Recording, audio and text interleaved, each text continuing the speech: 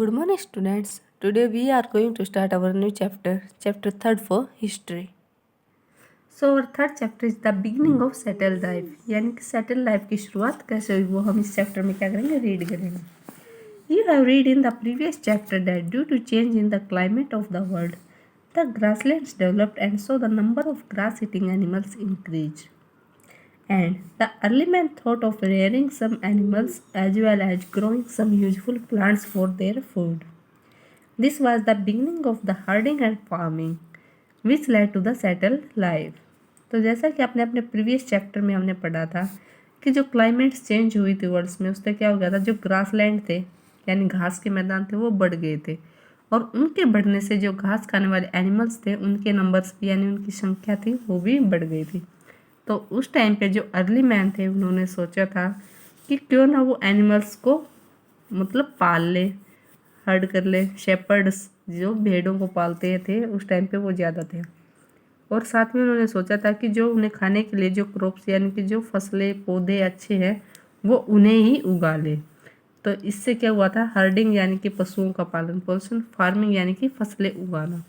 तो इन चीज़ों की शुरुआत हुई थी, और इन चीज़ों ने किसकी शुरुआत की थी, सेटल्ड लाइफ की, यानी कि इंसान एक जगह अच्छे से रहने लगा. The beginning of farming and herding. Due to change in the climate, there was a change in plants and animals that people used as food. Men, women, and children probably observed the places where edible plants were found, how seeds broke off stalks, fell on the ground, and new plants sprout from them. Perhaps they began looking after plants, protecting them from birds and animals so that they could grow them and the seed could ripen. Later on, they might have collected the seeds of some edible plants and put them on the ground near their habitation. In this way, people became farmers.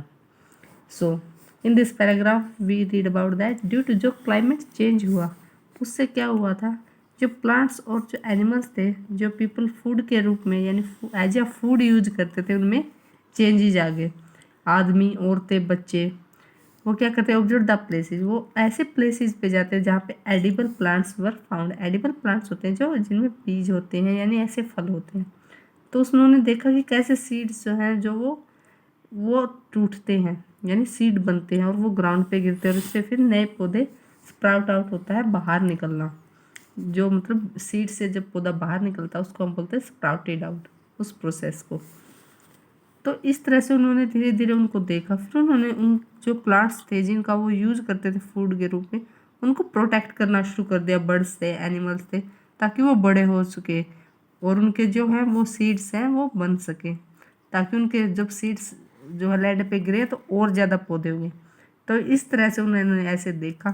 फिर बाद में उन्होंने क्या किया, जो जो seeds होते हैं उनको कलेक्ट करना शुरू कर दिया, इकट्ठे करते थे और खुद ही उन्हें जो है ग्राउंड में अपने जो हैबिटेशन यानी जहाँ पे वो रहते थे वहाँ पे वो क्या करते थे, खुद ही ग्राउंड में उनको सीड्स को बो देते थे यानी, और खुद ही पौधे पैदा करने लग गए. वो अब वेट नहीं करते थे कि अपने आप बीज जो है वो नीचे गिरेंगे और पौधे उगेंगे. तो इस तरह से वो क्या बन गए, farmer.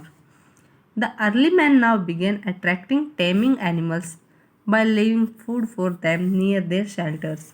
The first animal to be tamed was the wild ancestor of the dog. Later people encouraged animals that were relatively harmless and gentle to come near their habitations. These animals such as sheep, goats, cattle, pigs lived in the herds and most of them ate grass. Often people protected these animals from the attacks by the wild animals. In this way they become herders. So इस paragraph में बताया गया कि वो हर्डर कैसे बने. हर्डर यानी कि जो पशुओं को पालते हैं. तो जो अर्ली मैन थे वो क्या करते थे, टेमिंग यानी कि पालतू जो पशु होते थे उनके लिए अपने घर के बाहर खाना छोड़ देते थे. तो वो डेली खाना छोड़ते थे, तो वो जब आते थे तो इस तरह से वो उनके साथ रहने लग गए उनके शेल्टर्स के पास. तो जो सबसे पहला एनिमल उन्होंने टेम किया था वो कौन था, जो डॉग्स होते हैं, जो जंगली कुत्ते होते थे. सबसे पहले उन्होंने उनको टेम करना शुरू किया ताकि वो उनकी क्या कर सके, प्रोटेक्शन भी कर सके. उसके बाद जो पीपल थे वो क्या करने लगे कि वो ऐसे एनिमल्स को रखने लगे जो कम हार्मफुल थे, यानी कि उनको नुकसान ना पहुंचा सके और जेंटल थे उनके साथ रहने में। तो इसलिए उन्होंने जो शीप, जो भेड़ बकरियां थी, छोटे बच्चे थे, जो कैटल होते हैं जैसे गाय के, और जो पिग्स थे वो जो हर्ड्स में रहते थे, यानी उनके साथ ही एक बाड़ा बना देते थे उनका, उसमें ही रहते थे और उनमें से ज़्यादातर क्या करते थे, घास ही खाते थे। तो उन्होंने ऐसे जेंटल और जो है हार्मलेस एनिमल्स को रखना शुरू कर दिया अपने साथ।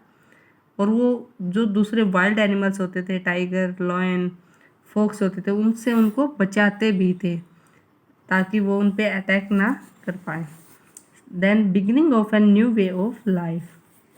If you plant a seed, you will notice that it takes some time to grow. This may be for several days, weeks, months, or in some cases, years.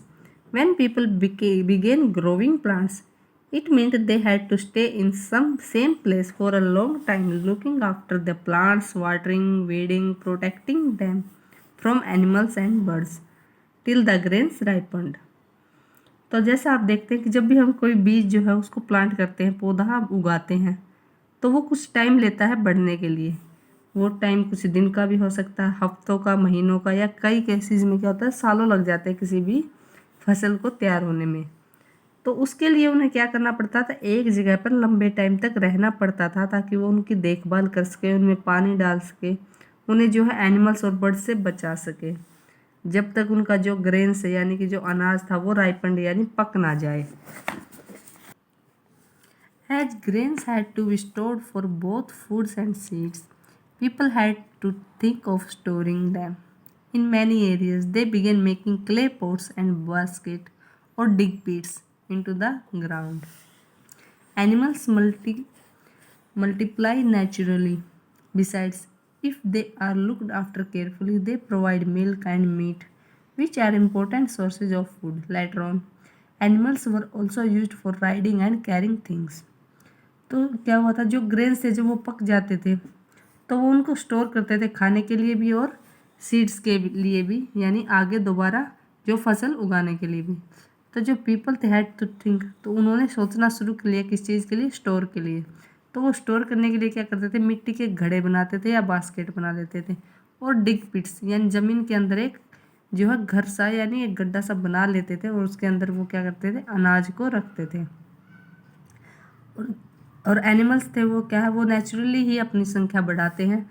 तो फिर क्या था, उन्होंने उन एनिमल्स का देखभाल करनी शुरू कर दी, जो उन्हें क्या मिल्क देते थे और मीट देते थे, जो उन्हें फूड के रूप में वो यूज कर, जैसे वो गाय रखते थे तो उससे वो दूध लेते थे, बकरियां थी, भेड़ें थी, उनसे दूध लेते थे और वो मीट के भी काम आती थी।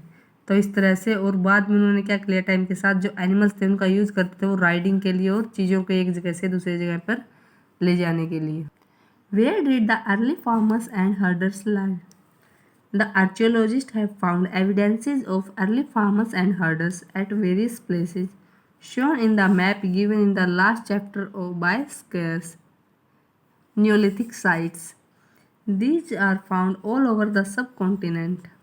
Some of the most important ones are Burjam in the northwest, in the present-day Kashmir, Piyamapalli in the east, and Hallur in the south India, present-day Andhra Pradesh.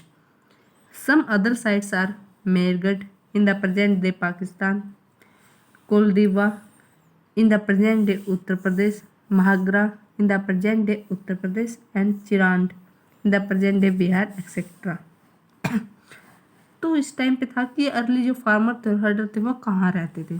तो जो आर्कियोलॉजिस्ट होते हैं जो वो क्या करते हैं, यानी कि जो पुरानी चीज़ों की जो है पुरानी चीज़ों के बारे में पढ़ते हैं, उनको इन्वेस्टिगेट करते हैं, पता लगाते हैं कि ये किस टाइम पीरियड के, उनको हम आर्कियोलॉजिस्ट बोलते थे।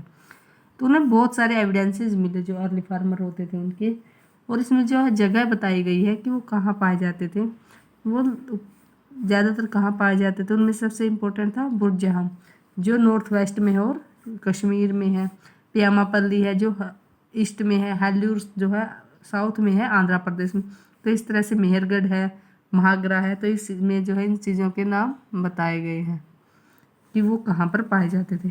From this sites the archaeologist have found out the grains of wheat, barley, rice, lentils, millets and black gram, and the bones of cattle, sheep, goats, buffaloes, auction, dog and pigs.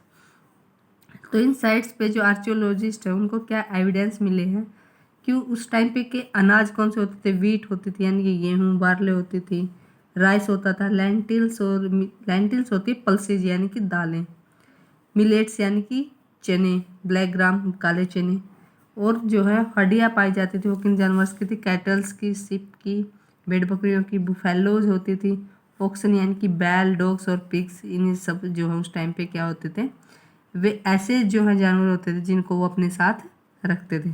So students, the remaining part of this chapter we will discuss in our next video. Thank you.